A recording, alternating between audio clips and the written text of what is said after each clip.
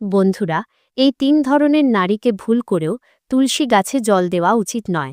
বন্ধুরা, একবারের কথা, ইন্দ্রদেব একটি প্রশ্ন নিয়ে নারদ মুনির কাছে বিষ্ণুলোকে গেলেন। নারদ মুনি বললেন, বল সুরেন্দ্র, আজ বিষ্ণুলোকে কি কারণে আগমন? তখন ইন্দ্রদেব বললেন, হে দেবর্ষি, আমার মনে কিছু প্রশ্ন আছে যার উত্তর আমি আপনার কাছে জানতে চাই। তখন দেবর্ষি বললেন, হে দেবরাজ, তোমার যে প্রশ্নই হোক, নিঃসংকোচে জিজ্ঞাসা করো। আমি তোমার সকল প্রশ্নের উত্তর অবশ্যই দেব। তখন দেবরাজ ইন্দ্র বললেন, হে দেবর্ষি, আমি আপনার কাছে জানতে চাই যে তুলসীকে জল দেওয়ার নিয়ম কি, কোন নারী তুলসীকে জল দিতে পারে এবং কোন নারী তুলসীকে জল দিতে পারে না। তখন দেবর্ষি নারদ বললেন, হে দেবরাজ, তুলসীকে জল দেওয়ার গুরুত্বপূর্ণ নিয়ম আছে। সেই নিয়মগুলো মেনে চলেই তুলসীকে জল দেওয়া উচিত। যদি কোনো ব্যক্তি এই নিয়মগুলো পালন না করে, তাহলে তার মহাপাপ হয়। দেবরাজ, জেনে রেখো যে এমন ব্যক্তির ঘর থেকে লক্ষ্মী মাতা রুষ্ট হয়ে চলে যান। হে দেবরাজ, আজ আমি তোমাকে মৃদুলার গল্পের মাধ্যমে বলবো যে কোনো ৩ ধরনের নারীকে তুলসীকে জল দেওয়া উচিত নয়। এই নারীরা তুলসীকে জল দিলে কোনো শুভ ফল পায় না। উল্টো, তাদের দ্বারা তুলসীকে জল দিলে তাদের মহাপাপই হয়। আর যে নারী এই প্রাচীন গল্পটি শোনে, সে ১০০ বছর ধরে তুলসীকে জল দেওয়ার পুণ্য লাভ করে। দেবর্ষি নারদ মুনি দেবরাজ ইন্দ্রকে গল্প শোনাতে শুরু করলেন। পূর্বকালের কথা, পশ্চিম দেশে একটি অত্যন্ত শোভাময় নগরী ছিল। সেই নগরীতে রাজনন্দ নামে এক ব্রাহ্মণ বাস করতেন। রাজনন্দ খুবই বুদ্ধিমান এবং শাস্ত্রজ্ঞ ছিলেন। তিনি বেদও অধ্যয়ন করেছিলেন। তার নগরের কাছেই আরেকটি নগর ছিল, যেখানে সুধীর নামে একজন বিদ্বান ব্রাহ্মণ থাকতেন। তার একটি মেয়ে ছিল যার নাম ছিল মৃদুলা। সুধীর অত্যন্ত আদর করে তার মেয়ের লালন পালন করেছিলেন। মৃদুলা অত্যন্ত সুন্দরী এবং গুণবতী ছিল। যখন মৃদুলা বিয়ের উপযুক্ত হল, তখন সুধীর তার মেয়ের বিয়ের চিন্তা করতে লাগলেন। তাই তিনি তার স্ত্রীকে বললেন, হে প্রিয়া, আমাদের মেয়ে এখন যুবতী হয়েছে, তাই এখন তার বিয়ে দেওয়া উচিত। তখন তার স্ত্রী বললেন, হে স্বামী, আমার দৃষ্টিতে একজন বিদ্বান ব্রাহ্মণ আছেন, যার নাম রাজনন্দ। আমি বলি যে আমাদের মেয়ের বিয়ে সেই শ্রেষ্ঠ ব্রাহ্মণের সঙ্গে দেওয়া হোক। তার সঙ্গে বিয়ে করে আমাদের মেয়ে সুখে জীবন কাটাবে। সুধীর বললেন, হে প্রিয়া, তুমি ঠিকই বলছ। আমিও রাজনন্দের বিষয়ে অনেক শুনেছি। আমরা আমাদের মেয়ের বিয়ে তার সঙ্গেই দেব। আমি কালই তার কাছে আমাদের মেয়ের বিয়ের প্রস্তাব নিয়ে যাব। তারপর সুধীর তার মেয়ের বিয়ের প্রস্তাব নিয়ে রাজনন্দের বাড়িতে গেলেন। রাজনন্দ তখন তার বাবা মায়ের সেবা করছিলেন। যখন সুধীর রাজনন্দকে তার বাবা মায়ের সেবা করতে দেখলেন, তখন তিনি খুব আনন্দিত হলেন। তিনি ভাবলেন, আরে বাহ, এই ব্রাহ্মণ পুত্র তো কত মহান! সে তো আনন্দের সঙ্গে তার বাবা মায়ের সেবা করছে। যখন রাজনন্দ দেখলেন যে সুধীর দরজায় দাঁড়িয়ে আছেন, তখন তিনি তাকে স্বাগত জানালেন এবং বললেন, হে বিপ্র, আসুন, আপনাকে স্বাগতম। বলুন, আমি আপনাকে কিভাবে সাহায্য করতে পারি? রাজনন্দের আতিথেয়তায় সুধীর খুব খুশি হলেন। তিনি দেখলেন যে রাজনন্দের বাড়ি অত্যন্ত পবিত্র এবং শুদ্ধ। তার বাড়ির সামনে তুলসী গাছ লাগানো আছে এবং ঘরের ভেতরে ভগবান বিষ্ণুর মূর্তি রাখা আছে। এতে সুধীরের বিশ্বাস হয়ে গেল যে রাজনন্দই তার মেয়ের জন্য সর্বোত্তম বর। এরপর সুধীর রাজনন্দকে বললেন, হে বিপ্র, আজ আমি আপনার কাছে আমার মেয়ের সঙ্গে আপনার বিয়ের প্রস্তাব নিয়ে এসেছি। আমার মেয়ের জন্য আপনার মতো শ্রেষ্ঠ বর আর কোথাও পাওয়া সম্ভব নয়। রাজনন্দের বাবা মাও এই কথা শুনে খুশি হলেন এবং রাজনন্দকে বিয়ের জন্য রাজি করালেন। তারপর রাজনন্দ বিয়ের জন্য প্রস্তুত হলেন। বিয়ের দিন ঠিক করা হল এবং একটি পবিত্র স্থানে রাজনন্দ ও মৃদুলার বিয়ে সম্পন্ন হল। মৃদুলার সুন্দর এবং মনোমোহক রূপ দেখে রাজনন্দ খুব খুশি হলেন। মৃদুলা অত্যন্ত গুণবতী এবং চরিত্রবতী নারী ছিল। বিয়ের পর মৃদুলা যখন রাজনন্দের বাড়িতে গেল, তখন সে তার স্বামী এবং শাশুড়ি শ্বশুরের খুব সেবা করত। তার মিষ্টি কথা এবং কাজের মাধ্যমে সে সবার মন জয় করে নিয়েছিল।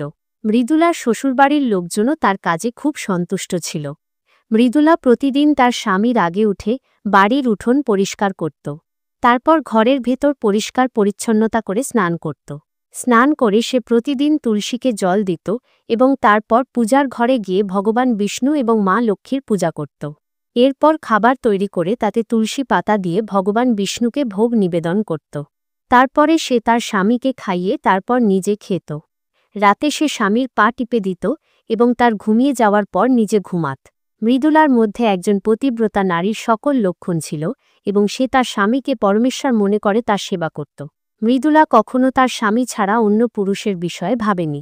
সে সত্য ধর্ম পালনকারী এবং ধর্মীয় কাজ করা একজন পবিত্র নারী ছিল। সে কখনো কোনো অশুভ কাজ করেনি। মৃদুলার এমন সাত্ত্বিক এবং সরল স্বভাব দেখে মা লক্ষ্মীও তার উপর প্রসন্ন ছিলেন। মা লক্ষ্মী স্বয়ং হেঁটে তার বাড়িতে এসে বাস করতে লাগলেন, যার ফলে মৃদুলার জীবনে সুখ সমৃদ্ধি আরও বেড়ে গেল। দেবর্ষি নারদ বললেন, হে দেবরাজ, দেবী লক্ষ্মী কেবল সেই নারীদের উপরই তার কৃপাদৃষ্টি রাখেন যারা পতিব্রতা হয় এবং যারা সত্য ধর্ম পালন করে। মৃদুলার মধ্যে সেই সকল লক্ষণ ছিল যা একজন শ্রেষ্ঠ পতিব্রতা নারীর মধ্যে থাকা উচিত। কিন্তু এরপর আমি তোমাকে বলবো যে মৃদুলার একটি ভুলের কারণে দেবী লক্ষ্মী তার বাড়ি ছেড়ে কিভাবে চলে গেলেন। একদিন মৃদুলার স্বামী রাজনন্দ অত্যন্ত কামাতুর হয়ে সকালে স্নান করার পর মৃদুলার কাছে এলেন এবং তার সঙ্গে শারীরিক সম্পর্ক স্থাপন করলেন, যার ফলে মৃদুলার শরীর অপবিত্র হয়ে গেল। কিন্তু মৃদুলার মনও কামের প্রভাবে ছিল। এই কারণে সে তার প্রতিদিনের নিয়ম ভুলে গেল। সে স্বামীর সঙ্গে সম্পর্ক করার পর স্নান না করেই তুলসীকে স্পর্শ করল এবং তাকে জল দিল। এতে মৃদুলার শরীরে মহামোহ প্রবেশ করল। মৃদুলার সমস্ত ইন্দ্রিয় অস্থির হয়ে উঠল। মৃদুলার শরীরে মহামোহ প্রবেশ করতেই দেবী লক্ষ্মী মৃদুলার বাড়ি ত্যাগ করে চলে গেলেন। তখন থেকে মৃদুলার শরীরে বসবাসকারী সেই মহামোহ তাকে সমস্ত ধর্মীয় কাজ থেকে বঞ্চিত করে দিল। এর বিপরীত প্রভাব মৃদুলার স্বামীর উপরও পড়ল। সেও সর্বদা কামাতুর হয়ে মৃদুলার সঙ্গে বিহার করতে লাগল। তার মন সর্বদা কামবাসনায় মগ্ন থাকত। এরপর একদিন মৃদুলার স্বামী সমস্ত সীমা অতিক্রম করল এবং মৃদুলার মাসিক চলাকালীনই তার সঙ্গে সম্পর্ক স্থাপন করল, যার ফলে মৃদুলার শরীরে বসবাসকারী ব্রহ্মহত্যার পাপ তার স্বামীর শরীরে প্রবেশ করল। এরপর দেবর্ষি নারদ বললেন, হে দেবরাজ, যখন কোনো নারীর মাসিক হয় তখন তার শরীরে ৩ দিন পর্যন্ত ব্রহ্মহত্যার পাপ থাকে, কারণ ব্রহ্মদেব ইন্দ্রের শরীর থেকে ব্রহ্মহত্যার পাপ বের করে বৃক্ষ, জল, অগ্নি এবং অপ্সরাদের গ্রহণ করতে বলেছিলেন। সেই সময় থেকেই নারীদের শরীরে মাসিক চলাকালীন ব্রহ্মহত্যার পাপ বাস করে এবং যে পুরুষ মাসিক চলাকালীন নারীকে স্পর্শ করে অথবা তার সঙ্গে সম্পর্ক স্থাপন করে সেই পাপ তার শরীরে প্রবেশ করে। সেই ব্রহ্মহত্যার পাপ মৃদুলার স্বামীর শরীরের ভেতর প্রবেশ করল এবং সে মাটিতে পড়ে গেল। সঙ্গে সঙ্গে তার কুষ্ঠরোগ হয়ে গেল। তার অঙ্গ প্রত্যঙ্গ জ্বলতে লাগল। তার শরীরে ফোস্কা পড়ে গেল এবং সে যন্ত্রণায় চিৎকার করতে লাগল, হায়, আমি এ কী অপরাধ করলাম! আমার দ্বারা ভয়ানক পাপ হয়ে গেছে। আমি সবকিছু জেনেও মহাপাপ করেছি। এখন আমাকে কে রক্ষা করবে? মৃদুলার শাশুড়ি সঙ্গে সঙ্গে সেই জায়গায় এলেন। তিনি দেখলেন যে তার ছেলে কুষ্ঠরোগে আক্রান্ত হয়ে মাটিতে পড়ে আছে। তিনি রাগে মৃদুলার উপর চটে গিয়ে বললেন, আরে কুলটা, আরে পাপিনী, তুই এ কী করলি? নিজের স্বামীর ধর্ম নষ্ট করে দিলি। নিজের স্বামীর এমন অবস্থা দেখে মৃদুলা খুব ভয় পেয়ে গেল এবং জোরে জোরে কাঁদতে লাগল, হে শাশুড়ি মা, আমাকে ক্ষমা করো।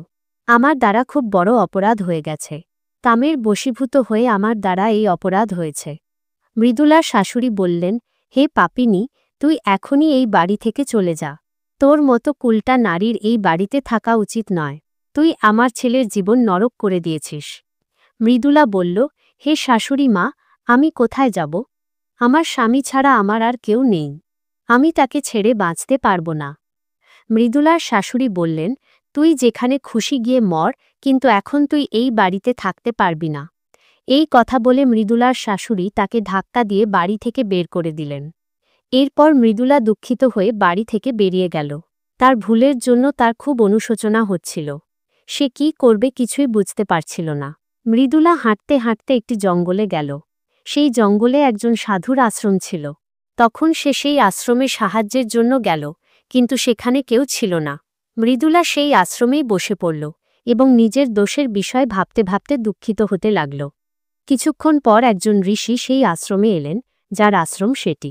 যখন সেই ঋষি একজন নারীকে তার আশ্রমে দুঃখিত অবস্থায় বসে থাকতে দেখলেন, তখন তিনি অবাক হয়ে গেলেন এবং কাছে গিয়ে সেই নারীকে জিজ্ঞাসা করতে লাগলেন, হে কল্যাণী, তুমি কে এবং কি কারণে এই জায়গায় একা বসে আছো? তোমার দুঃখের কারণ কি? তখন সেই নারী বললেন, হে মুনিবর, আমার নাম মৃদুলা। আমার দ্বারা ঘোর পাপ হয়ে গেছে। সেই কারণে আমি আমার পরিবার থেকে বিচ্ছিন্ন হয়ে এই জায়গায় এসেছি। সেই ঋষি বললেন, হে দেবী, তুমি এ কি বলছ? তুমি কোনো পাপ করেছ? আমাকে বিস্তারিতভাবে বলো। আমি যদি তোমাকে কোনো সাহায্য করতে পারি তাহলে অবশ্যই চেষ্টা করব। মৃদুলা বলল, হে মুনিবর, আমার দ্বারা ঘোর পাপ হয়েছে। মাসিক চলাকালীন আমি স্বামীর সঙ্গে সম্পর্ক স্থাপন করেছি। এই কারণে আমার স্বামী কুষ্ঠরোগে আক্রান্ত হয়ে কষ্ট পাচ্ছেন। তখন ঋষি বললেন, কন্যা, তুমি চিন্তা করো না। তোমার দ্বারা যে পাপ হয়েছে তার প্রায়শ্চিত্ত করো। তুমি পাপ থেকে মুক্তি পাবে। তুমি এই আশ্রমে বসে ভগবান বিষ্ণুর পূজা করো, প্রতিদিন তুলসীকে জল দাও এবং গোমাতার সেবা করো। তোমার স্বামী খুব তাড়াতাড়ি সুস্থ হয়ে যাবে। তারপর সেই মৃদুলা সেখানেই সেই আশ্রমে থেকে প্রতিদিন ভগবান বিষ্ণুর পূজা করতে লাগল। রোজ স্নান করে সে ব্রহ্মচর্য পালন করে তুলসীকে জল দিত এবং তুলসীর পাতা দিয়ে ভগবান বিষ্ণুকে ভোগ নিবেদন করত। তারপর গরুদের খাবার দিত এবং তাদের সেবা করত। সারাদিন সে ভগবান বিষ্ণুর মূর্তির সামনে বসে ভগবান বিষ্ণুর ভক্তি করতে লাগল। এইভাবে 1 বছর কেটে গেল। ভগবান বিষ্ণু মৃদুলার দৃঢ় নিষ্ঠা এবং ভক্তিতে অত্যন্ত খুশি হলেন এবং মৃদুলাকে স্বচক্ষে দর্শন দিলেন। ভগবান শ্রী হরি বিষ্ণুকে নিজের সামনে দাঁড়িয়ে থাকতে দেখে মৃদুলা তাকে বারবার প্রণাম করতে লাগল। তখন ভগবান বিষ্ণু মৃদুলাকে বললেন, হে কন্যা, তুমি খুব শ্রদ্ধা এবং ভক্তি সহকারে আমার আরাধনা করেছ, তাই এখন আমি তোমার উপর প্রসন্ন। বলো, তোমার কি ইচ্ছা? তখন মৃদুলা বলল, হে প্রভু, দয়া করে আমাকে বলুন, আমার কোন দোষের কারণে আমার মধ্যে কামবাসনা হয়েছিল, যার কারণে আমার দ্বারা ঘোর পাপ হয়েছিল এবং আমার স্বামীর কুষ্ঠ রোগ হয়েছিল। ভগবান বিষ্ণু বললেন, হে কন্যা, এখন তুমি মনোযোগ দিয়ে শোনো। তোমার দ্বারা না জেনে একটি পাপ হয়েছিল, যার কারণে তোমার মধ্যে মহামোহ প্রবেশ করেছিল। একদিন তুমি তোমার স্বামীর সঙ্গে সম্পর্ক করার পর স্নান না করেই তুলসীকে জল দিয়েছিলে। স্বামী স্ত্রী যখন রতিক্রিয়া করে তখন তাদের শরীর অপবিত্র হয়ে যায় এবং এমন অবস্থায় তুলসীকে কখনো স্পর্শ করা উচিত নয়। তুলসী লক্ষ্মীরই রূপ। তুমি অপবিত্র অবস্থায় তুলসীকে জল অর্পণ করেছিলে, যার কারণে দেবী লক্ষ্মী তোমার বাড়ি ত্যাগ করে চলে গিয়েছিলেন এবং তারপর মহামোহ তোমার মধ্যে প্রবেশ করেছিল। সেই মহামোহের কারণে তোমার এবং তোমার স্বামীর মধ্যে কামের প্রভাব বেশি বেড়ে গিয়েছিল এবং মাসিক চলাকালীন নারীর সঙ্গে সম্পর্ক হওয়ার কারণে তোমার স্বামীর কুষ্ঠ রোগ হয়েছিল। মৃদুলা বলল, হে প্রভু, না জেনে আমার দ্বারা এই বড় পাপ হয়ে গিয়েছিল। এখন এই পাপের কি প্রায়শ্চিত্ত? ভগবান বিষ্ণু বললেন, হে মৃদুলা, এই পাপের প্রায়শ্চিত্ত তুমি 1 বছর পর্যন্ত ব্রহ্মচর্য ব্রত পালন করে করেছ, তাই এখন তুমি পাপ থেকে মুক্ত। মৃদুলা বলল, হে প্রভু, দয়া করে আমাকে বলুন যে কোনো অবস্থায় তুলসীকে জল দেওয়া উচিত নয় এবং তুলসীকে জল দেওয়ার নিয়ম কি? ভগবান বিষ্ণু বললেন, হে মৃদুলা, এখন আমি তোমাকে তুলসীকে জল দেওয়ার নিয়ম বলছি। তুমি এটি মনোযোগ দিয়ে শোনো। হে কন্যা, তুলসী একটি অত্যন্ত পবিত্র গাছ। এটি আমার কাছে সবচেয়ে প্রিয়, তাই এর সাত্ত্বিকতা বজায় থাকা উচিত। এই গাছকে কখনো অপবিত্র অবস্থায় স্পর্শ করা উচিত নয়। যে নারীর মাসিক হয় সেই নারীকে এই গাছকে কখনো স্পর্শ করা উচিত নয়। মাসিকের সময় নারীর শরীরে ব্রহ্মহত্যার পাপ থাকে। এমন অবস্থায় নারীকে তুলসীকে জল দেওয়া উচিত নয়। কোনো নারী বা পুরুষের সম্পর্ক স্থাপনের পর তুলসী গাছ স্পর্শ করা উচিত নয় এবং তাকে জলও দেওয়া উচিত নয়। সম্পর্ক স্থাপনের পর নারী ও পুরুষের শরীর অপবিত্র হয়ে যায়। এমন অবস্থায় তুলসী গাছ স্পর্শ করলে দোষ লাগে এবং দেবী লক্ষ্মী এমন স্থান থেকে চলে যান। হে কন্যা, যে নারী তার স্বামীকে ত্যাগ করে চলে গেছে, যে বিয়ের পর তার স্বামীকে ছেড়ে অন্য পুরুষের সঙ্গে বাস করছে, এমন নারীকেও তুলসীকে জল দেওয়া উচিত নয়। তুলসীর পূজা করার অধিকার কেবল পতিব্রতা নারীদেরই আছে। যে নারী অসতী হয় তার তুলসীকে জল দেওয়া উচিত নয়। এখন আমি তোমাকে তুলসীকে জল দেওয়ার বিষয়ে গুরুত্বপূর্ণ নিয়ম বললাম। তুমি এগুলো মনে রেখো। তখন মৃদুলা বলল, হে প্রভু, আমার স্বামীর কুষ্ঠ রোগ আছে। দয়া করে আমার স্বামীকে রোগ থেকে মুক্ত করুন। তখন ভগবান বিষ্ণু বললেন, হে মৃদুলা, তুমি এই তুলসী গাছের 1 বছর ধরে পূজা করেছ। এটি অত্যন্ত পবিত্র গাছ। এখন তুমি এর পাতা নিয়ে গিয়ে তোমার স্বামীকে খাইয়ে দাও। সে রোগ এবং পাপ থেকে মুক্ত হয়ে যাবে। এই কথা বলে ভগবান বিষ্ণু অন্তর্ধান হয়ে গেলেন। এটি শুনে মৃদুলা খুব খুশি হল এবং ভগবান বিষ্ণুকে বারবার প্রণাম করে ধন্যবাদ জানাল। তারপর মৃদুলা সেই তুলসী গাছের কিছু পাতা ভেঙে বাড়িতে গেল এবং তার কুষ্ঠরোগী স্বামীকে খাইয়ে দিল। তুলসীর পাতা খাওয়ার সঙ্গে সঙ্গে তার স্বামী একদম সুস্থ হয়ে গেল এবং মৃদুলাকে জড়িয়ে ধরল। মৃদুলার শাশুড়িও যখন এই অলৌকিক ঘটনা দেখলেন তখন তিনি খুব খুশি হলেন এবং তারপর তারা সবাই আনন্দের সঙ্গে থাকতে লাগলেন। দেবর্ষি নারদ মুনি এরপর বললেন, হে দেবরাজ, এই কারণেই এই অবস্থায় নারীদের তুলসীকে জল দেওয়া উচিত নয় এবং তুলসীকে স্পর্শ করা উচিত নয়, অন্যথায় এর অশুভ ফল ভোগ করতে হয়, যেমনটি মৃদুলার সঙ্গে হয়েছিল। বন্ধুরা, আসুন এবার তুলসী গাছ সম্পর্কিত কিছু জরুরি নিয়ম জেনে নিই, যা আমাদের শাস্ত্রে বর্ণিত আছে। শাস্ত্র অনুযায়ী তুলসী গাছ লাগানোর সবচেয়ে শুভ দিন হল সোমবার এবং বুধবার, কিন্তু গ্রহণের সময় তুলসী গাছ কখনো লাগানো উচিত নয়, যেমন সূর্যগ্রহণ এবং চন্দ্রগ্রহণের সময়।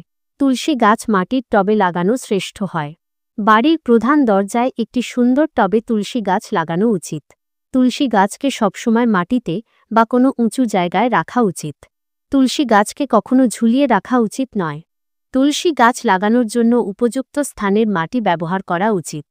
অশুভ ও নোংরা স্থান যেমন শ্মশান, নর্দমা বা শৌচাগার এলাকার মাটি ব্যবহার করা উচিত নয়। যে তুলসী গাছের রোজ পূজা করা হয় তাকে মাটির নিচে লাগানো উচিত নয়, কারণ মাটিতে লাগালে তুলসী গাছ আকারে খুব বড় হয়ে যায়, যার ফলে তার পূজা করতে অসুবিধা হয়। লোকেরা এর ডালও ভাঙতে থাকে এবং খেয়াল না রাখলে পশুরা এটিকে ক্ষতি করে। তুলসী গাছ লাগানোর জন্য উত্তর দিক, উত্তর পূর্ব এবং পূর্ব দিকই সর্বোত্তম বলে মনে করা হয়। এর মধ্যে উত্তর পূর্ব দিক অত্যন্ত শুভ হয়। এই দিকে তুলসী গাছ লাগালে বাড়ির পরিবেশ ইতিবাচক হয় এবং শুভ ফল পাওয়া যায়। যদি তুলসী গাছকে উঠানের মাঝখানে লাগানো হয় তবে এটি অত্যন্ত শুভ ফল দেয়। তুলসী গাছ কখনো দক্ষিণ পূর্ব দিকে লাগানো উচিত নয়। এটি আগ্নেয় দিক। এই দিকে তুলসী গাছ রাখলে তা তাড়াতাড়ি শুকিয়ে যায়। তুলসী গাছকে কখনো অন্ধকারে রাখা উচিত নয়। সন্ধ্যার সময় এর কাছে একটি প্রদীপ জ্বালানো উচিত। এছাড়াও তুলসী গাছকে অবশ্যই একটি ওড়না পরানো উচিত। ওড়না ছাড়া তুলসী গাছকে অসম্পূর্ণ মনে করা হয়। তুলসী গাছে সবুজ রঙের চুড়ি, লাল বা সাদা সুতো অবশ্যই বেঁধে দেওয়া উচিত, কিন্তু তুলসীকে কখনো খালি রাখা উচিত নয়। তুলসীর পাতা ছিঁড়তে গিয়ে খেয়াল রাখতে হবে যে কোনো ধারালো অস্ত্রের ব্যবহার করা না হয়। তুলসীর পাতা সবসময় আঙুলের সাহায্যে ছেঁড়া উচিত। নখ ব্যবহার করেও তুলসীর পাতা ছেঁড়া উচিত নয়। তুলসী গাছের ডাল ভাঙা উচিত নয়। একটু বেশি সময় লাগতে পারে, কিন্তু তুলসীর একটি একটি পাতা ছেঁড়া উচিত। যতগুলো প্রয়োজন ততগুলোই পাতা ছেঁড়া উচিত। প্রয়োজনের অতিরিক্ত পাতা ছিঁড়ে এখানে ওখানে ফেলে দেওয়া উচিত নয়। একাদশীর দিন তুলসীর পাতা কখনো ছেঁড়া উচিত নয়। একাদশীর একদিন আগেই তুলসীর পাতা ছিঁড়ে রাখা উচিত। সূর্যগ্রহণ এবং চন্দ্রগ্রহণের সময় তুলসী স্পর্শ করা উচিত নয়। কোনো দিন সন্ধ্যার সময় তুলসীর পাতা ছেঁড়া উচিত নয়, কারণ সন্ধ্যায় তুলসী নিদ্রা অবস্থায় থাকে। এমন সময় তুলসীর পাতা ছেঁড়াকে পাপ মনে করা হয়। পুরনো শুকিয়ে যাওয়া তুলসীর পাতা কখনো ফেলে দেওয়া উচিত নয়। এটিকে মাটিতে পুঁতে দিন, কিন্তু কখনো নর্দমা বা আবর্জনায় ফেলবেন না। রবিবার তুলসীকে জল দেওয়া উচিত নয় এবং এই দিন পাতাও ছেঁড়া উচিত নয়। তুলসীকে জল দেওয়ার জন্য বিশুদ্ধ জলই ব্যবহার করুন। তুলসীকে কখনো নোংরা বা এঁটো জল দেওয়া উচিত নয়। তুলসী গাছকে ভুল করেও নোংরা জায়গায় লাগানো উচিত নয়। অনেক সময় নারীরা তুলসী গাছ এমন জায়গায় লাগায় যে স্থান অপবিত্র হয়, যেমন নর্দমার কাছে বা যে জায়গায় বাসনপত্র বা কাপড় ধোয়া হয়। সেই জায়গায়ও তুলসী গাছ কখনো লাগানো উচিত নয়, কারণ নোংরা জল তুলসী গাছের মধ্যে পড়ে। এটি খুবই অশুভ বলে মনে করা হয়। তুলসীতে নোংরা জল পড়লে তুলসী অপবিত্র হয়ে যায়। তুলসীকে স্নান না করে জলও দেওয়া উচিত নয়। যে নারী তুলসীকে জল দেয় তাকে স্নান করে কপালে সিঁদুর লাগিয়ে তুলসীকে জল দেওয়া উচিত। তবেই এই জল তুলসী মা গ্রহণ করেন। যারা অবিবাহিত বা যাদের স্বামী নেই তাদের সিঁদুর লাগানোর কোনো প্রয়োজন নেই। তারা এভাবেই তুলসী মাতাকে জল দিতে পারেন। মনে রাখবেন যে তুলসী গাছ যেন শুকিয়ে না যায়। এটি নেতিবাচকতার প্রতীক হয়। যদি সময়ের সঙ্গে সঙ্গে তুলসী গাছ শুকিয়েও যায় তাহলে সেই জায়গায় আরেকটি তুলসী গাছ লাগানো উচিত, কারণ তুলসী গাছেরও একটি সময়সীমা থাকে যার কারণে তা শুকিয়ে যায়। বৃহস্পতিবার তুলসী গাছে কাঁচা দুধ দিলে মাতা লক্ষ্মী অত্যন্ত প্রসন্ন হন। বাড়ি থেকে দুঃখ, দারিদ্র্য এবং অশান্তি দূর হয়। বৃহস্পতিবার কলা গাছের সঙ্গে তুলসীরও পূজা করা উচিত। এতে প্রচুর ধন সম্পত্তি লাভ হয় এবং বাড়িতে বরকত হয়। কলায় ভগবান বিষ্ণু এবং তুলসীতে মা লক্ষ্মীর বাস, তাই বৃহস্পতিবার তাদের পূজা অবশ্যই করা উচিত। এরপর দেবর্ষি নারদ মুনি বললেন, হে দেবরাজ, আমি আপনাকে তুলসী মাতার মাহাত্ম্য শোনালাম এবং এটিও বললাম যে কোনো নারীদের তুলসীকে জল দেওয়া উচিত এবং কোনো নারীদের নয়। তখন দেবরাজ ইন্দ্র বললেন, হে দেবর্ষি, আপনি যে কথাগুলো বলেছেন আমি সেগুলো মনে রাখব এবং ভবিষ্যতে এর প্রচার প্রসারও করব। বন্ধুরা, এইভাবে দেবর্ষি নারদ মুনি দেবরাজ ইন্দ্রকে তুলসী মাতার মাহাত্ম্য জানালেন। আপনাদের কেমন লাগলো এই গল্প আমাদের মন্তব্য বাক্সে অবশ্যই জানাবেন এবং এমন আরও জ্ঞানবর্ধক এবং জীবনোপযোগী গল্পের জন্য আমাদের চ্যানেলটি সাবস্ক্রাইব করুন। পুরো ভিডিওটি দেখার জন্য আপনাকে অনেক ধন্যবাদ।